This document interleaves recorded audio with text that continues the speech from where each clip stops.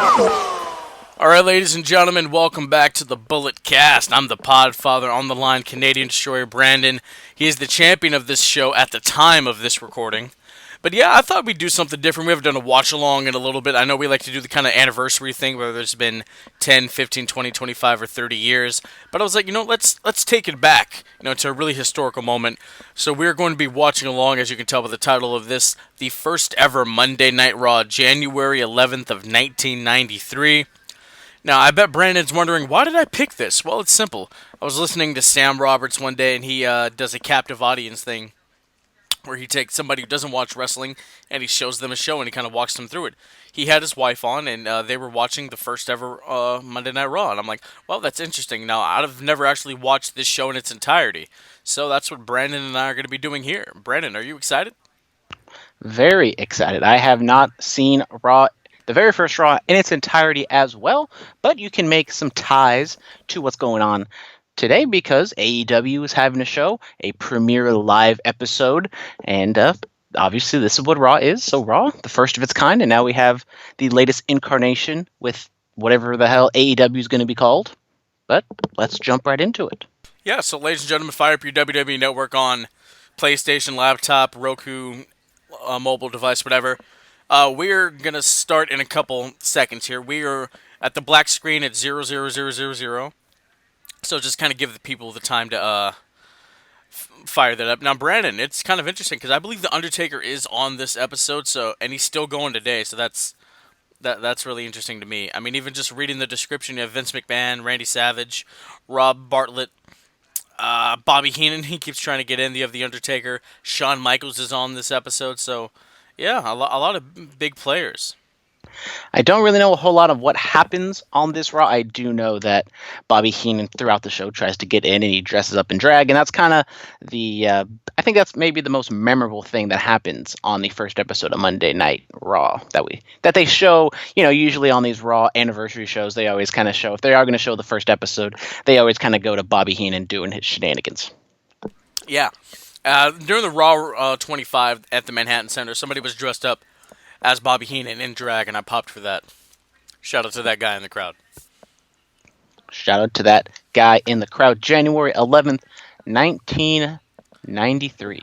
Apparently this is my cousin's birthday. He was born in, I think it was 88, so this would be his 5th birthday. Wow, how interesting. Shout out to the cousin. Shout out to the cousin. All right, ladies and gentlemen, we are about to press play in 3, 2, 1, play. And here we go. We are live.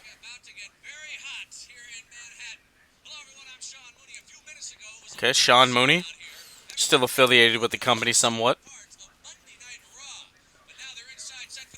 Didn't he make a surprise appearance on Raw 25? I believe he did.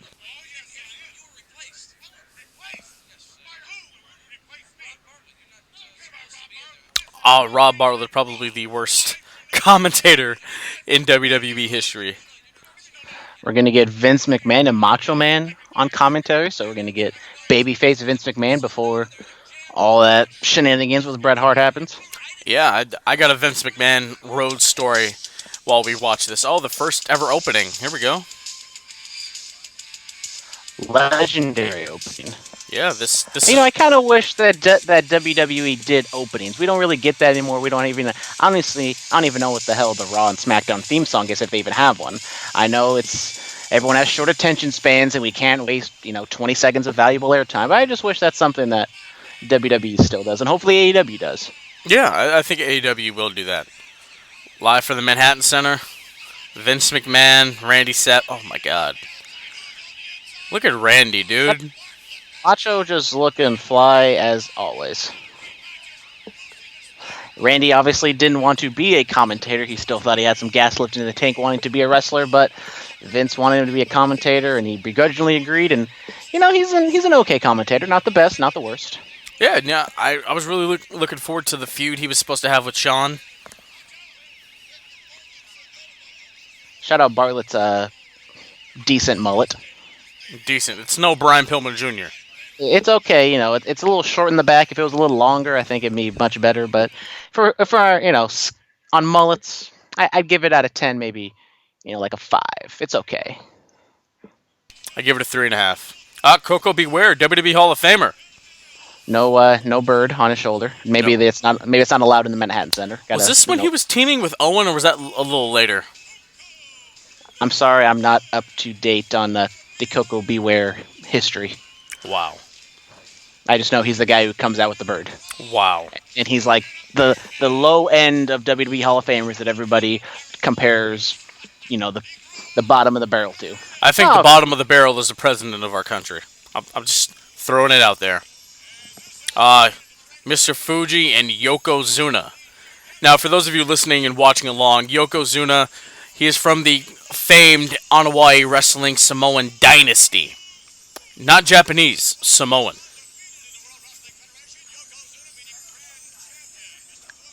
Yeah, this is when Mr. Fuji kind of took a more serious approach to his character and stopped with the giddiness.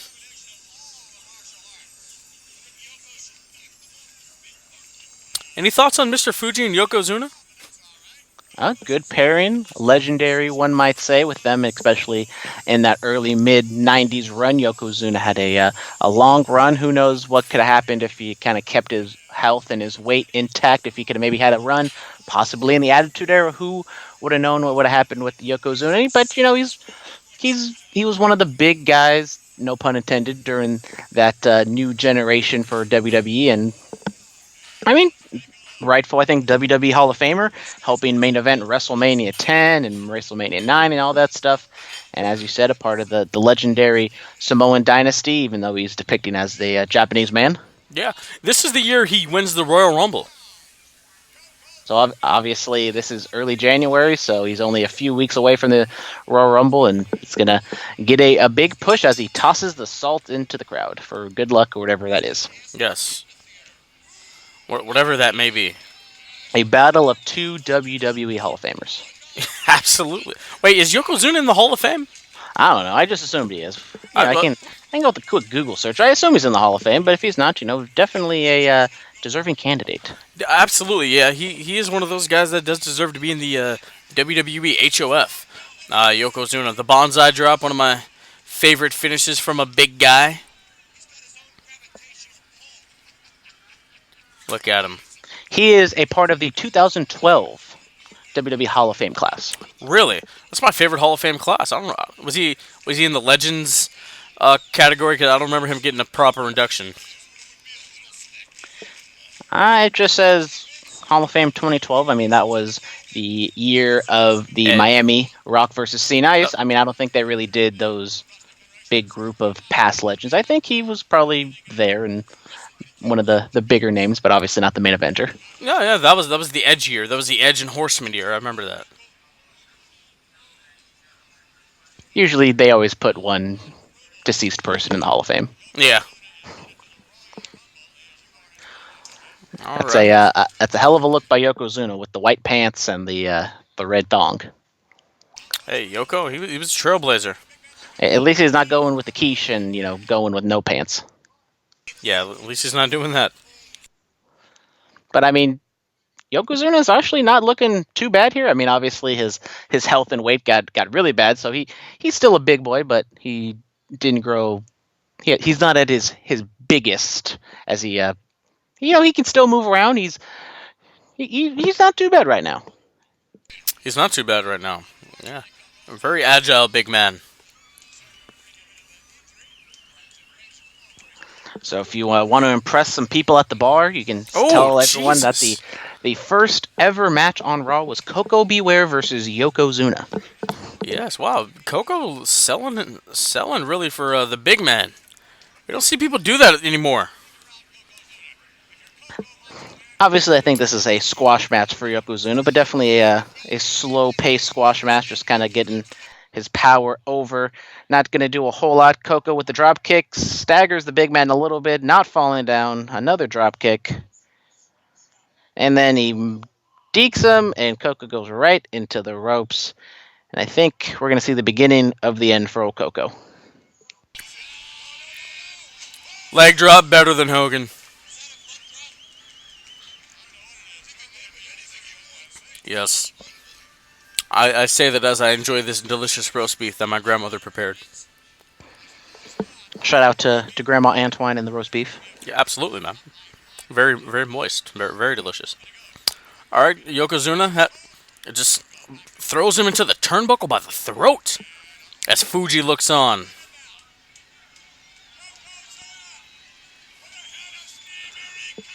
Oh, Just like the Usos.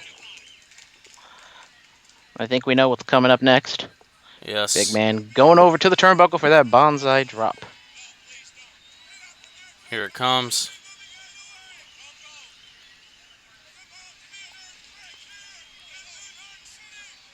Don't do it, don't do it. Bam. Hell of a finisher for him to just sit on your chest.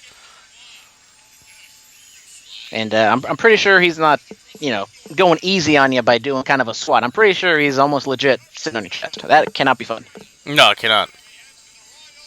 Yokozuna wins the first ever match in Monday Night Raw history. I know we're kind of blabbering on, but definitely, if you can, kind of pay attention to Vince McMahon and his announcing. He's very eccentric in his commentary style. Oh yeah, I guess I'll throw out that story I was talking about. So, I watch the UK YouTube channel, wrestling channel, Inside the Ropes. I think they were at Starcast this past year. Anyway, so JR was telling the story about. Oh wait, hold on. Yep. Oh, it's the Royal Rumble promo. Anyway, A Rumble commercial. I love when the WWE Network keeps these old commercials in. It's always a nice little fun thing to see. it is. Yeah, you see Tatanka in there, IRS. Wow, Brett. Oh, Razor. Razor debuted in '92, so a year before this, and this is fascinating. Definitely get a lot of 90s vibes from this commercial right Oh, here. absolutely. Yeah. A little backstage. Oh, the Raw girls. I miss those. Sweet 90s frizzy hair. Yeah. See, don't look. Nitro copied Raw. She's here with whatever the hell she's supposed to be doing. And then you got the Nitro girls on Nitro, and I don't know. She was just walking around with the Raw sign. Then the UFC women did that. Did they do that also, right? Well, they're the ring card girls. They do that in boxing. Ah, true. Okay. Bobby Heenan. Oh, okay. So here, Bobby Heenan kept talking about the narcissist is coming, when it's really the narcissist. And who is the narcissist? Lex Luger, former United States champion. I don't know if he was told to pronounce it that way or he just couldn't pronounce the word. Any thoughts on that? This might have been, pre-tape, might have been live. We saw what could happen with the Mandy Rose, Sonya Deville promo on SmackDown. But, I think it should be something that should be ironed out beforehand, that you know exactly what the gimmick is, if it's narcissist or whatever exactly his pronunciation was. But I think if you're trying to get a gimmick over, it probably would help if you pronounce it the right way. Yeah, this is '93. They didn't have Google Speak, you know? But I think the narcissist back in the early 90s was a word that most people know how to say it and what it means. True, that's very true. Narcissus. I'm going to just say the word like that from now on. Narcissus. It sounds like a wizard. Sounds like the Oz or something. I know, like something from the Lord of the Rings. Oh, we're back. Oh, in-ring action's coming back. Oh, here he is. Oh, no, here they are, the Steiner brothers. Look at Scott Steiner. Completely different, dude. Completely different.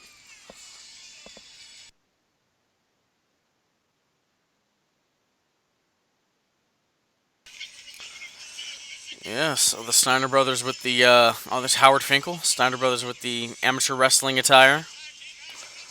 In WWF right now, not too long, they'll go over to WCW and they'll be on Monday Nitro. Yeah, Rick Steiner with the headgear. Shout out to that fan with the Portugal flag on his chest. There you go, man.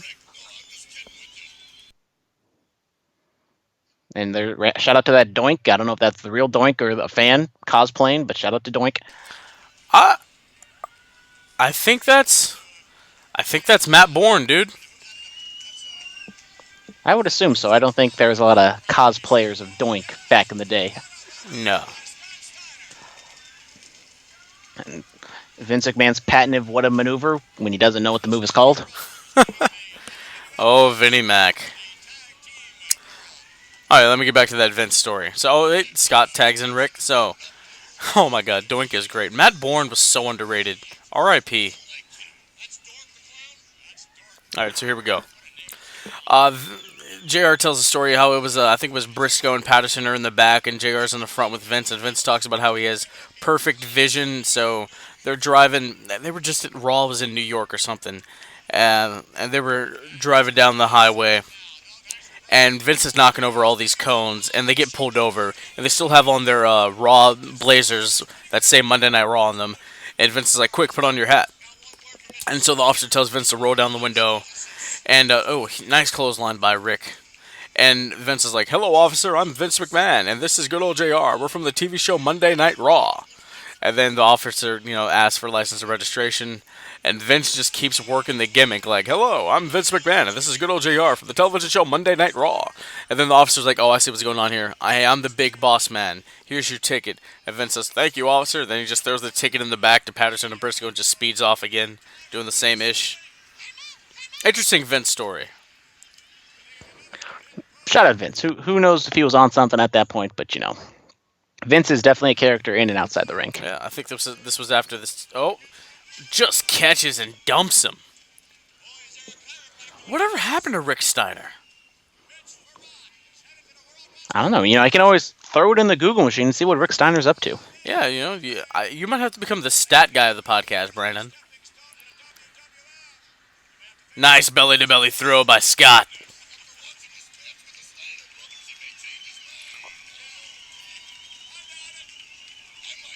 He looks so different, man. Like I see this Scott Steiner, but all I can think of is Steiner math. And Doink's just in the background.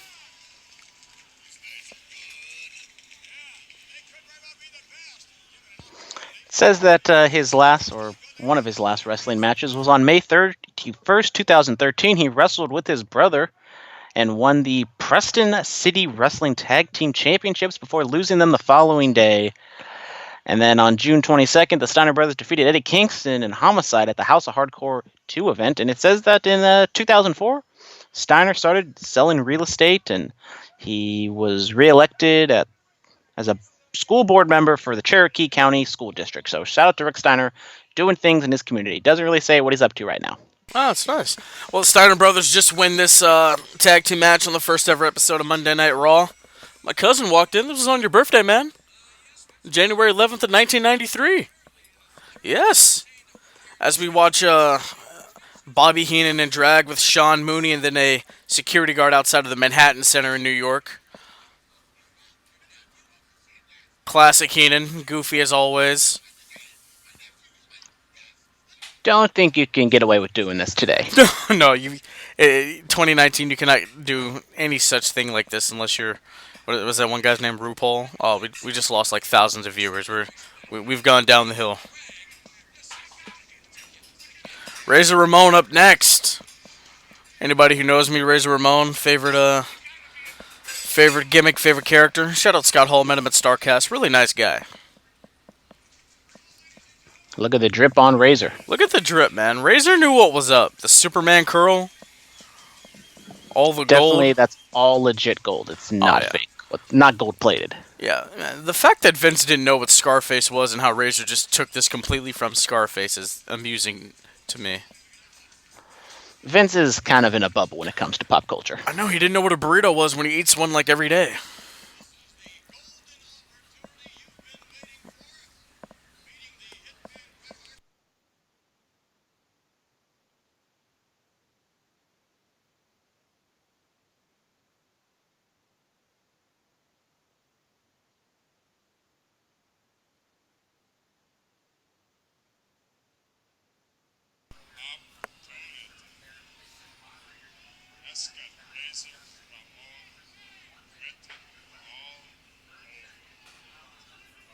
This is great.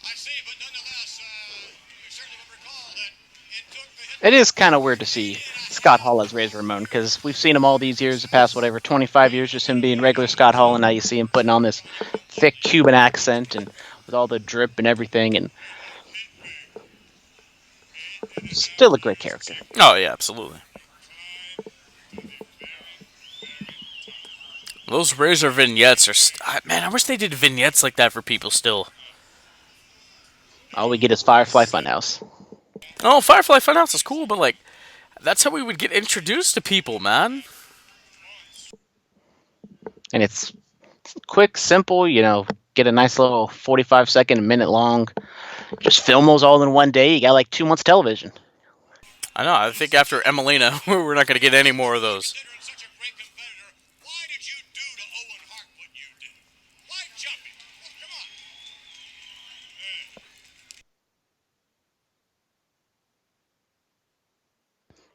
Shout out to Nugget.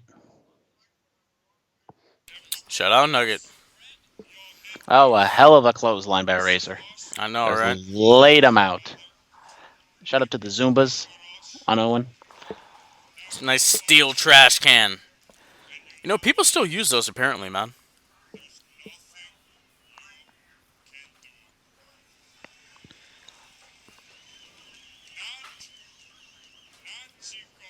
Brandon, give me your best Razor Ramon. I would, but I kind of like a little tickle in my throat. It wouldn't be up to snuff, and I don't want to embarrass myself. Come on, just give me an hey yo. Like, hey yo, Chico. You can't throw one of those? Oh. Hey yo. There you go. There you go. That's all you're getting out of me. The toothpick. He perfected it to where he wouldn't even throw it. He would just flick it right at whoever he was trying to get.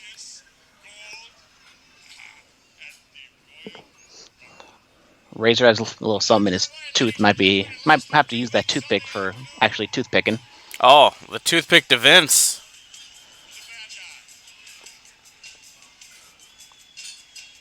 This theme song is still great.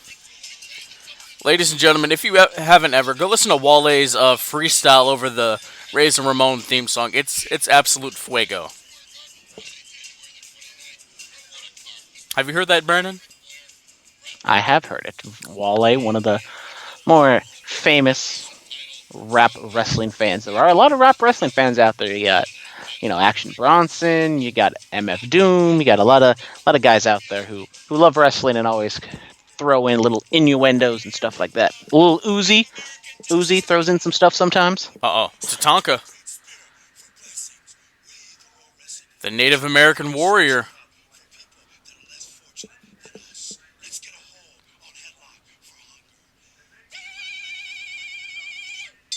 Jesus. Yeah, WWE's always been very charitable. Oh yep, my. Give some money to the kids in Somalia and then take some money from the Saudis. I mean, there's like a 26-year difference there, though, buddy. Well, make a wish and then take some money from the Saudis. Is that better? Here we go. Max Moon, the man of the future. He can shoot beams out of his wrist. The original Buzz Lightyear. I wonder how Conan's career would have turned out if he had actually gone through with this character. This is what people in 1993 thought 2010 was going to look like. But here he comes. The Heartbreak Kid, Shawn Michaels, with that teal-strapped Intercontinental Championship. And if we're going to rate mullets, I got to give that one a 10. Yes, exactly. Tito Santana was the first person to hold that design of the Intercontinental Championship. A little fun fact for you guys. We're just tossing out all these fun facts for the people. I told you, I'm a historian of this industry. I gotta know little things like that. I don't know what that lady in the crowd was pointing her camera at. She was putting it right up against the guy next to her, but, whatever. Michaels with the zebra print tights and the assless chaps. This is before he actually started using the super kick as the finish, when he was using that teardrop back suplex. Ooh, nice arm drag. Shawn Michaels must know what the future looks like if he can able to hit a move like that on Max Moon. Nice headlock. Chain wrestling. Comes out the back, does Moon. Oh, elbow by Michaels to Max. Sean hits the rope. Drop down. Leapfrog. Oh, nope. Thought it was going to happen. Sean's foot gets cut. Spins him around. And, oh, Sean lands on his feet. Nice by Moon. Drop down. Leapfrog. Nice Japanese arm drag. Oh, and a hip toss. And picks him up. And a nice body slam by Max Moon. Well, I did more play-by-play than any of these guys on the show, huh? Yeah, I mean, Vince is not the most technical wrestling announcer in the world. He's no Kevin Kelly. He's no Kevin Kelly. Kevin Kelly, oh my God, what podcast was he on? He was on the State of Combat podcast a couple weeks ago, and he talks about the Pillman's Got a Gun angle and how that was alive and that was a real gun. Really go back and find that and listen to his take on that. Oh, what was that? I've never seen a hammerlock takedown like that. Max Moon must have really been from the future.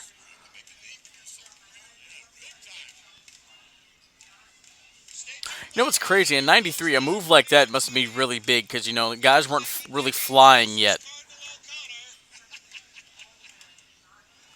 This is 93. I mean, you can even see just like, a year or 2 years ago when Hogan was still on top. The match would not be as fast-paced and energetic as this one. No. And look at that. They're actually going to commercial and have wrestling during the commercial. Look at that. Like I said, Vince has been doing this for 40 years. I don't know what changed all of a sudden. Shoots him off. Goes back. Oh, face. Face first by Michaels. Into the... Oh, nice sharp jab. Sean makes Moon eat the turnbuckle. Oh. Here we go. Nice. It's a pretty basic match, and you probably know that Sean's going to win this. But, I mean, it's good, solid action, especially with this being the first Raw ever. So they're probably trying to put a little bit out there to entice the viewers and show what they got. Absolutely, man. Shout out Ico Pro. Shout out Ico Pro. You ever use that? No. Why not, man? Ico Pro is great. I'm not trying to put, like, rat poison in my system. Jesus, man. It gets the job done. I'd rather just, go to the next best thing called steroids. Hey, there's Matt Bourne again.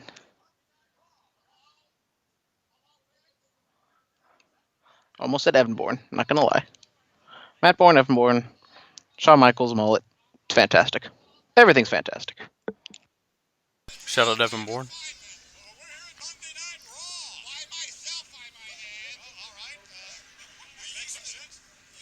Doink was Vince McMahon's answer to Pennywise. Quick count. That referee's... is that Mike Chioda? That is Mike Chioda. Mike Chioda with the cheeky little mullet, too. The longest tenured employee other than Vince McMahon of WWE. 1989. So 30 years, man. Do not know Mike Chioda was a referee for the WWE for that long. Yeah. Another fact. Definitely his mullet is in between the announcers and in between Shawn Michaels. It's, solid 6 or 6.5. Honestly, I should just, write the next WWE encyclopedia. The unauthorized WWE encyclopedia. Oh, yes. We're doing a real deep dive. We'll talk about all the things WWE doesn't want you to know.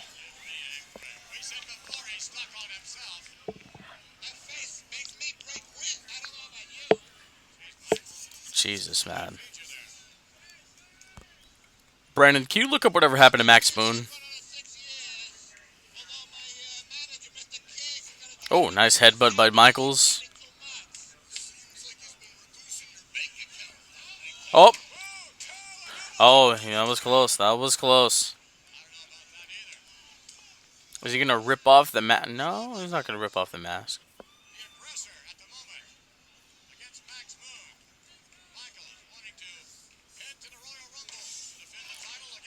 Nice back elbow.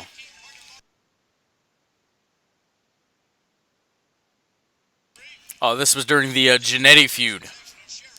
For those of you that don't know, Shawn Michaels super kicked his former Rockers tag partner Marty Jannetty, put him through a barbershop glass window, and yeah, the Heartbreak Kid was born. Now, from now on, if a tag team breaks up, who's Shawn, who goes on to do great things and have a Hall of Fame adjacent career, and who becomes Jannetty, who just fizzles out? I am on the WWE website, and it says Max seemed poised to become a shining star in the sports entertainment sky when he challenged Shawn Michaels for the Intercontinental Championship on the inaugural episode of Raw, as we are watching right here. Spoiler alert, unfortunately, the superstar from the cosmos came up short against HBK and disappeared into a black hole of WWE obscurity soon after. Did the spaceman return to his home planet, or did he go on to compete in some other galaxy? Nobody knows for sure, but one thing is for certain, that jetpack was pretty sweet. Wow. This is apparently one of the last matches we'll see of Max Moon in WWF. Oh! Nice senton by Moon.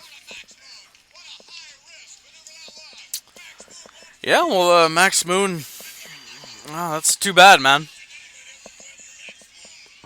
I guess it's a good thing Conan didn't do this. Now he can be a part of it. He was a part of the LWO, right? Yeah, yeah. Oh, that was interesting.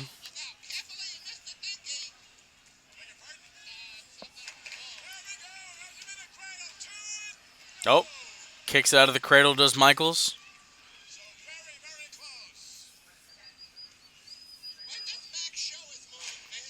Jesus.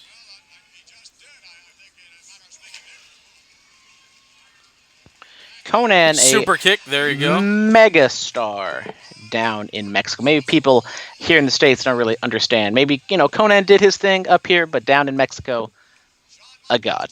Yeah, that's why WWF wanted him, and this is the... Oh, nope, Moon gets out of it. Here you go. This was the finisher of Shawn Michaels before the super kick. And HBK picks up the victory over Max Moon. Retains the Intercontinental Championship.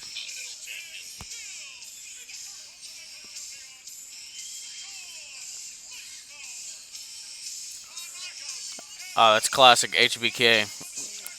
Shawn Before Michaels. Shawn sings his song, we got Sherry Martel singing this little ditty. I know. Shawn Michaels, one of the greatest Intercontinental Champions of all time. Here we go. Nice little commercial. Go to somebody's in bed dreaming about something. Here comes the kids. This is so early 90s, dude. And Big Boss Man. 10 o'clock, time to wake up.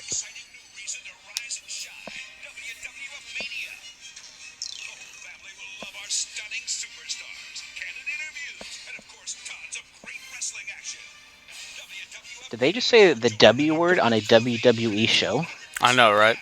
It's not WrestleMania, it's WWF Mania. Still to come, Damien Demento versus The Undertaker. Wow. It's a hell of a matchup right there. I know, right? Another plug for Royal Rumble. Here we go. Royal Rumble report. Oh. Mean Gene.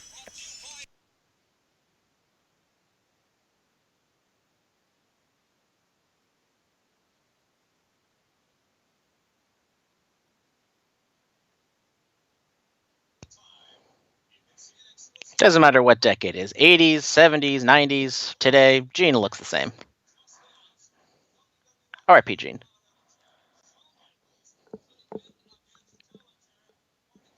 Yes. Mean Gene was timeless.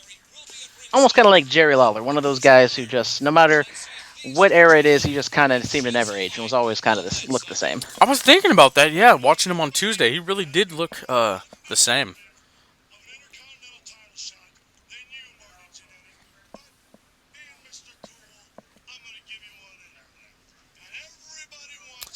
One of these days, we should go back and watch some Shawn Michaels AWA stuff. Even back then, people saw great things in Shawn. Maybe not as big as he became, but definitely people were scouting him and thinking that he was going to be something special. As long as he just kept his stuff together. he still had a pretty decent run. World titles, Hall of Fame, first ever Hell in a Cell. He did okay for himself. Then Marty Jannetty. Yes, Marty that J- is that is Marty Jannetty. Marty Jannetty's really wild and on the social media if you've been keeping up. I have not been keeping up on Marty Jannetty on social media. Honestly, you don't want to, man. It's pretty sad and kind of disturbing. Is he just clout chasing? He's talking about incestual things.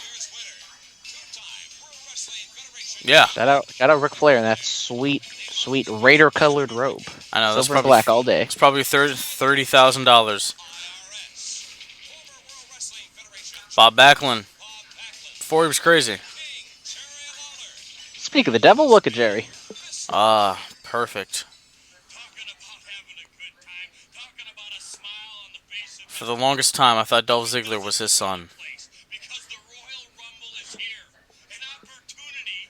Even to this day, they still kind of do this, where they have like a lot of the people just cut promos and say why they think they're going to win the Royal Rumble. It's very, efficient. It's effective, and especially in 3 hour Raws, you need any type of way to fill TV time.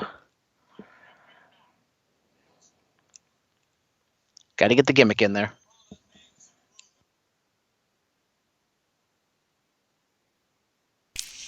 Yeah, Mr. Perfect, the original Perfect 10.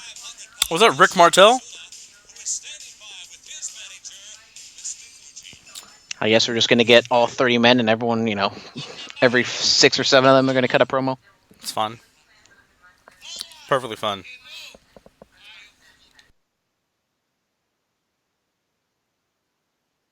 Don't know what's going on with the top of Yoko's head. Looking like some volcano action going on the top of his dome.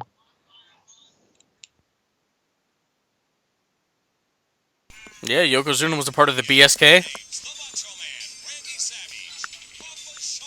So was Papa Shango.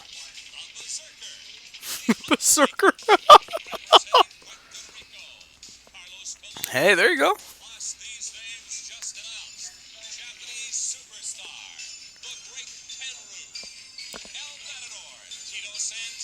This is kind of a sneaky stacked Royal Rumble. It is.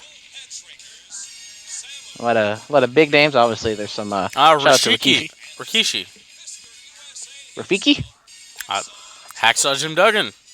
with some short hair. Oh, never mind. Still got that mullet though. Picture looked like he kind of had a haircut.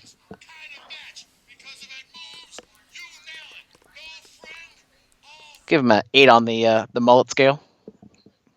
Solid mullet. The winner of the first Royal Rumble.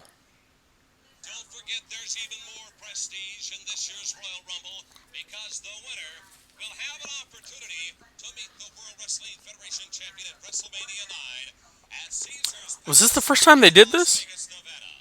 Speaking of the World Wrestling Federation champion, The whole winner of the Rumble goes to Mania to face the champion? I don't know. Probably should know that. Thought you were the stat guy here, Brandon. Maybe maybe I'll throw it in the old Google machine.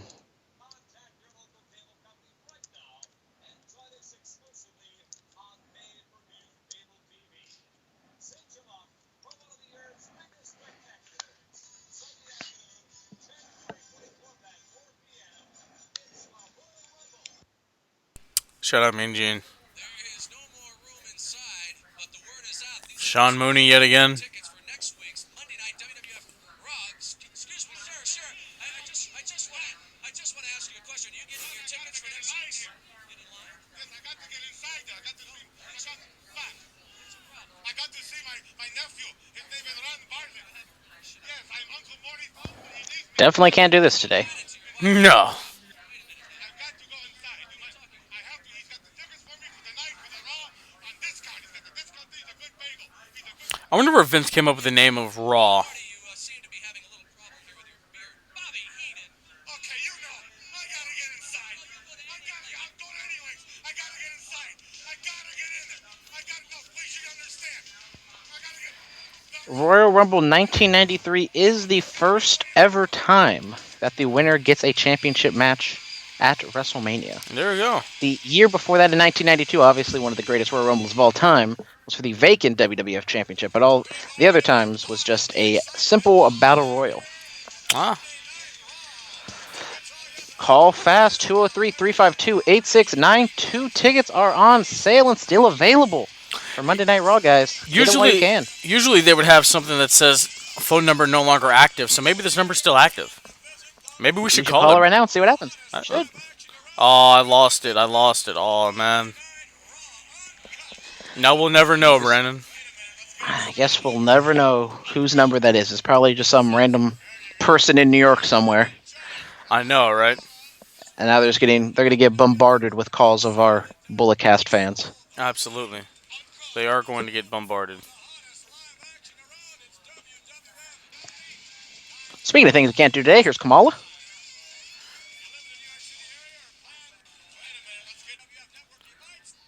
Here is Kamala.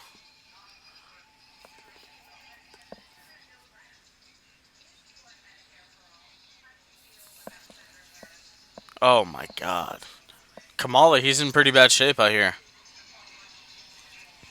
Now we're just getting Harvey Wolfman and Kimchi just beating up on Kamala for no reason. Yeah.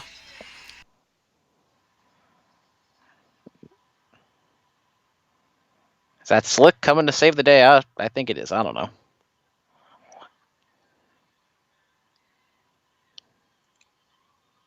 So I called that number, and it does belong to somebody in New York now.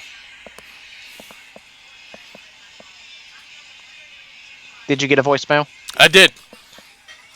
I was not going to leave Michael Kabensati a voicemail. I decided against it. You should have inquired for Monday Night Raw tickets. I should have. Oh. Kamala chasing somebody. Look at him go. And now here we go. This is Damien Demento, right?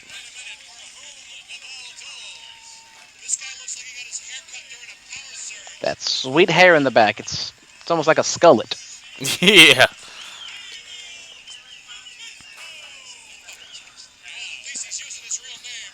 And here he is. This is before the lights would go off. This is before the gong and the purplish blue lights and the smoke. And he would appear out of the darkness. This is the tie. This is the thick gray gloves.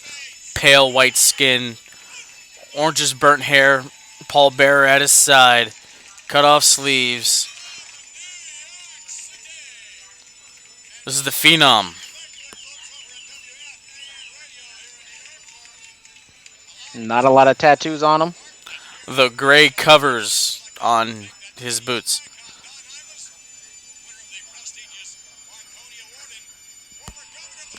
This is the Undertaker. He had a run with the championship before this.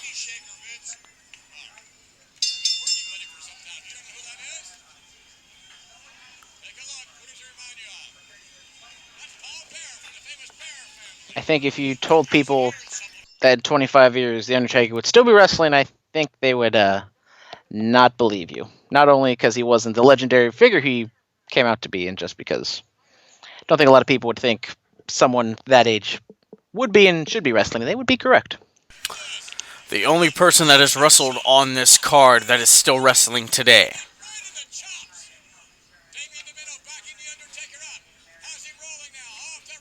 Uh-oh. Oh. Vicious. Paul Bearer. Those are some sweet eyebrows by Bearer over there, huh? Paul Bearer, the master of facial expressions, one might say. Absolutely. Oh, we're going old school. Subtlety was not Paul Bearer's forte. It was not. And boom, there it is. Macho Man.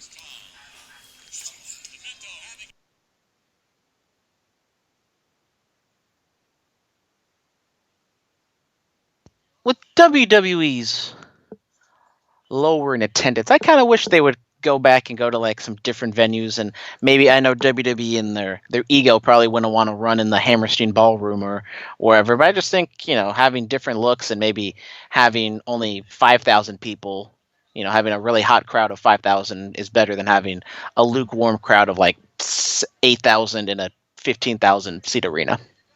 Yeah, I mean it's. I don't know. I don't think they'll do anything like that. Yeah, I mean, I don't think they maybe like for a special occasion. I mean, they went back to Hammerstein for Raw Oh, 25, but Taker got up there. I mean, it is what it is. I mean, maybe AEW they're running their first event in the Capital One Arena, which is the major NBA and NHL arena. Which I'm a little surprised they're gonna go for the big guns right away. We're gonna have to stay tuned and see where they go from now on. I mean, if they come here to the Bay, I would assume they go to the Cow Palace because it has the history and a little bit of a smaller venue, so I think it could look a little good packing everybody together because I don't think they're gonna sell out whatever consistently 12,000 people. Yep. 12,000 seats every single week. Taker. But the Undertaker getting the victory with the tombstone. Yeah, he hit. Unlike Shawn Michaels, the same finisher he uses today. Exactly. Hit the tombstone. Damian Demento has been beaten. Woody Allen and Mia Farrow in a steel cage match next week. That's fascinating. Well, yeah, Taker got the victory. He channels the urn, and here's Doink the Clown. I think that was back in the day where WWE would have the imitators. Like they had the Bill Clinton imitator. They had some other famous imitators. They had a Barack Obama imitator. That's right. And we're going to get...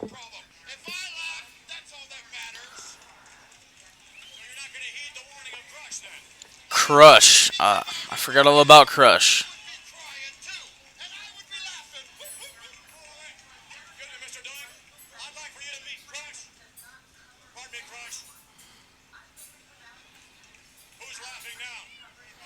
Who's laughing now?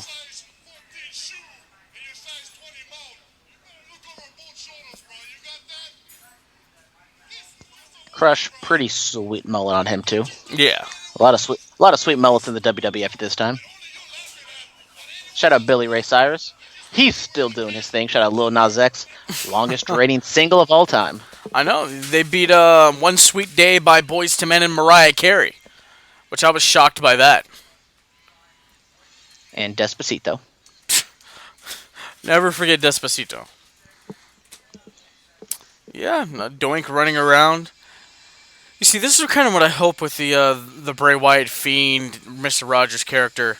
He's goofy like this, but he's vicious when he gets inside that ring, boy. Matt Bourne, oh, R.I.P., man, seriously. Here we go, Sean Mooney, Bobby Heenan again.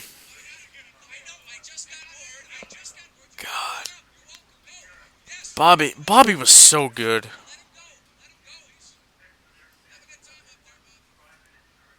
Alright, well, that's it. That concludes Monday Night Raw. The first ever episode of Monday Night Raw, January 11th, 1993. Brandon, what'd you think? I thought it was a solid episode. I mean, you had a lot of, decent matches. I thought the Max Boone Shawn Michaels match was obviously the standout. You had a lot of build towards Royal Rumble, which makes it a big show in its own sense for them trying to build and get some buys for Royal Rumble. I thought it was a pretty good show. I mean, nothing spectacular, but at that time, the WWF product was not the hottest. You said it was a big show? It's a big show, obviously, because it's the debut episode of Raw, but it's also a big show because they're building towards Royal Rumble. So you have two things they're trying to do. I mean, come on, you got to sing it. Just come on. Well, it's a big show. You could have done better than that. Come on, man. Yeah, maybe you get a couple drinks in me, and I'll go up on the karaoke and sing the big show. Hey, you never know, man.